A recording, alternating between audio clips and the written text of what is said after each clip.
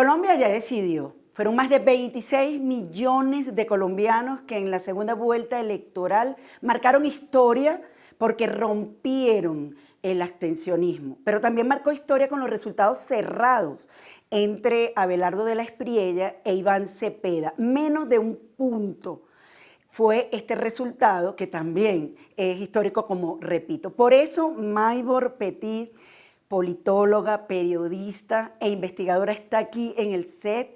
Bienvenida. Y es que estuvimos anoche en Corferias y quería preguntarte para nuestra audiencia qué lectura le das y qué viene para Colombia estos resultados. Mira, Bienvenida. Muchas gracias. Primeramente, yo creo que hay que entender que los resultados te llevan a un escenario muy específico de polarización extrema y el presidente electo va a tener que trabajar para lograr una gobernabilidad. No sabemos hasta qué punto pueda plantearse un esquema en el que el consenso se genere a raíz de lo que él pueda ceder a ese casi 50%, es un porcentaje importante. Y esto va a conllevar a que él pueda tender puentes, buscar el apoyo, o no el apoyo, pero al menos la aceptación de esa otra parte de Colombia que votó por una alternativa que es absolutamente diferente. Sí, se trata de un outsider, un empresario, nunca ha estado en política. ¿Eso cómo lo evalúas tú? ¿Pudiera marcar una gran diferencia a lo que ha conocido hasta ahora los colombianos? Absolutamente, porque estos son nuevos liderazgos que se están imponiendo en América Latina y que conllevan a un cambio estructural del sistema. En los casos, por ejemplo, de El Salvador o de Argentina, muchos han logrado entrar, pero rompiendo todas las reglas. Y Abelardo de la Espriella tiene todas las características. Yo creo que él va a trabajar en conjunto, lo ha dicho, con los Estados Unidos para transformar esa estructura de Colombia.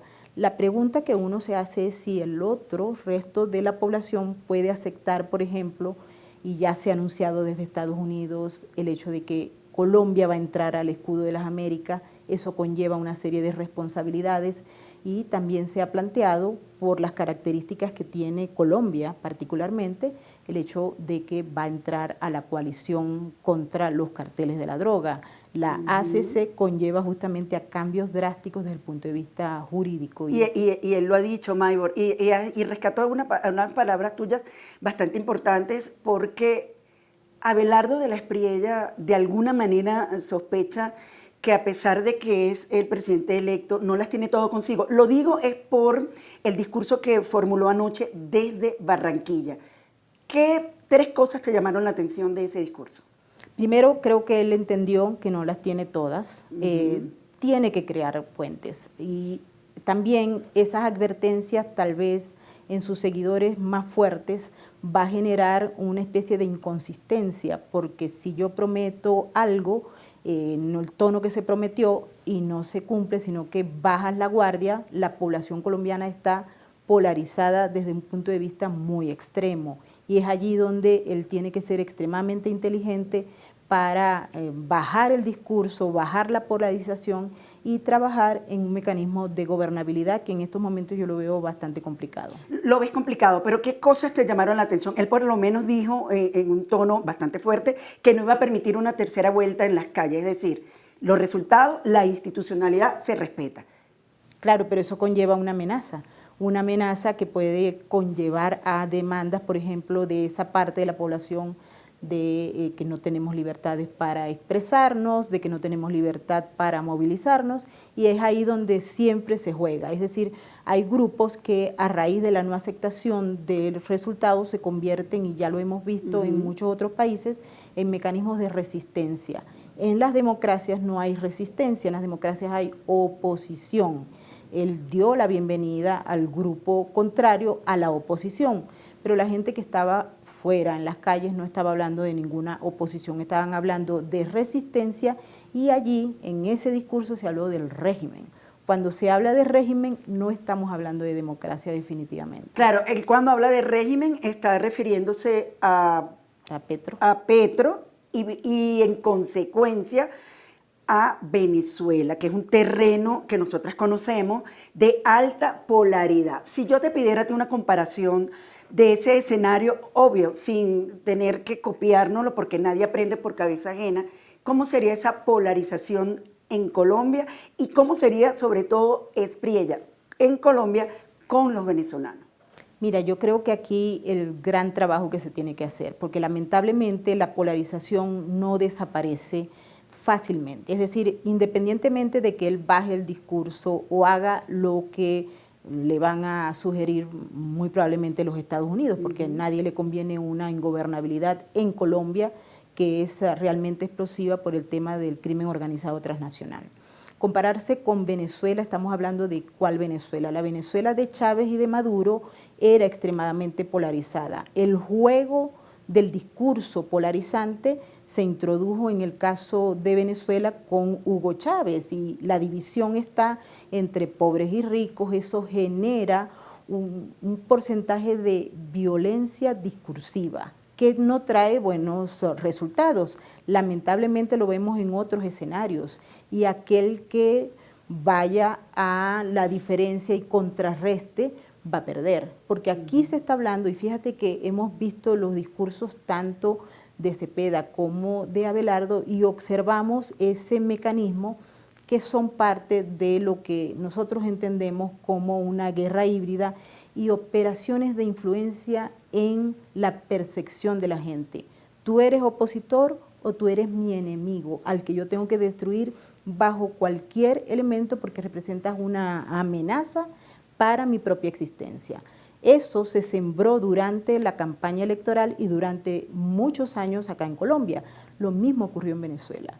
Y no hay la aceptación del otro. Y cuando no hay la aceptación del otro, estamos hablando de que esas operaciones de influencia lograron el objetivo y en el fondo, Yasmín, estamos deslegitimando las instituciones. Pero entonces, él está consciente de eso, hizo también lo propio. Iván Cepeda habla de un acuerdo nacional y él habla de que, incluso hizo algo que me llamó muchísimo la atención, no teman por tener un pensamiento político distinto. Hay que esperar el desarrollo entonces de eso. Definitivamente, porque eso también lo dijo Hugo Chávez y lo dijo Nicolás Maduro en aquel 2013, cuando la gente no lo aceptaba y él estaba tratando de buscar un mecanismo. Recordemos que en Venezuela no hay democracia y por ende no podemos hablar en la misma concepción de lo que ocurrió aquí, que definitivamente lo hemos observado y además lo aplaudimos, porque fue la presentación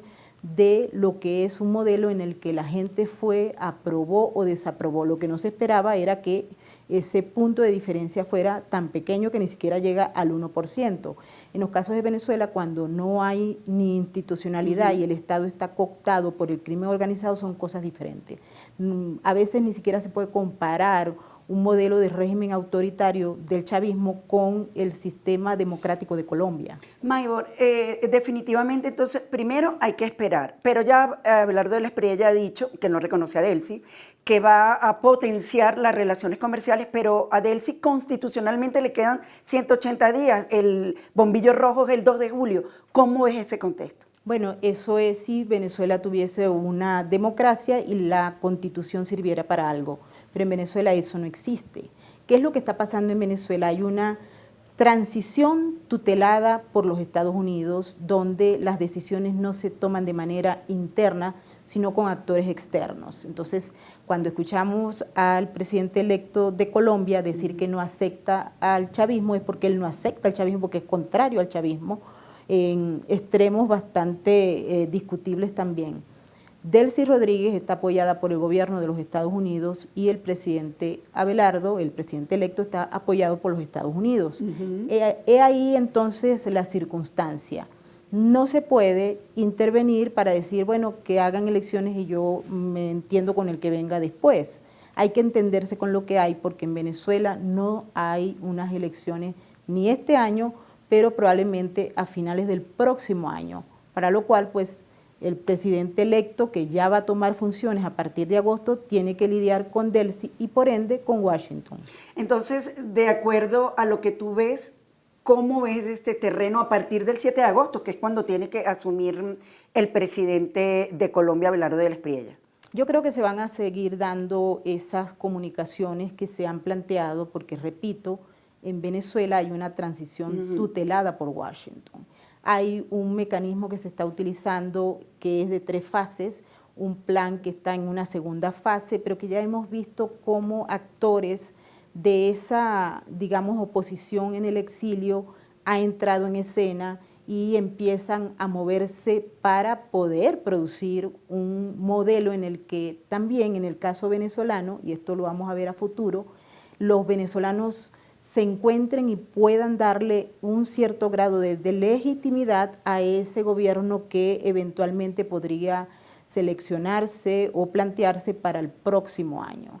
Estamos hablando de transiciones diferentes y yo creo que el presidente electo de Colombia entiende el proceso porque está tutelado por los Estados Unidos, que va a ser un aliado estratégico para Abelardo del Espriella, y no nos queda la menor duda de que esos negocios que se plantearon inclusive durante el gobierno de Gustavo Petro van a seguir, porque están tutelados por los Estados Unidos y tienen garantías de los Estados Unidos, el tema del sector eléctrico, el sector petrolero, el sector de gas y el intercambio comercial. Y también viene otro punto importante.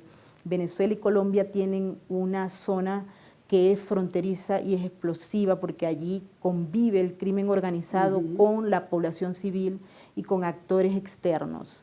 ¿Qué va a pasar cuando Colombia entre al escudo de las Américas, pero resulta que Venezuela está en proceso también de entrar? Y lo ha dicho Venezuela, Estados Unidos lo considera como un eje de operaciones y ya lo hemos visto actuar porque son los Estados Unidos los que están presentes en territorio venezolano. Así que yo creo que va a ser menos difícil de lo que la gente cree que va a ser, producto de ese tutelaje de Washington.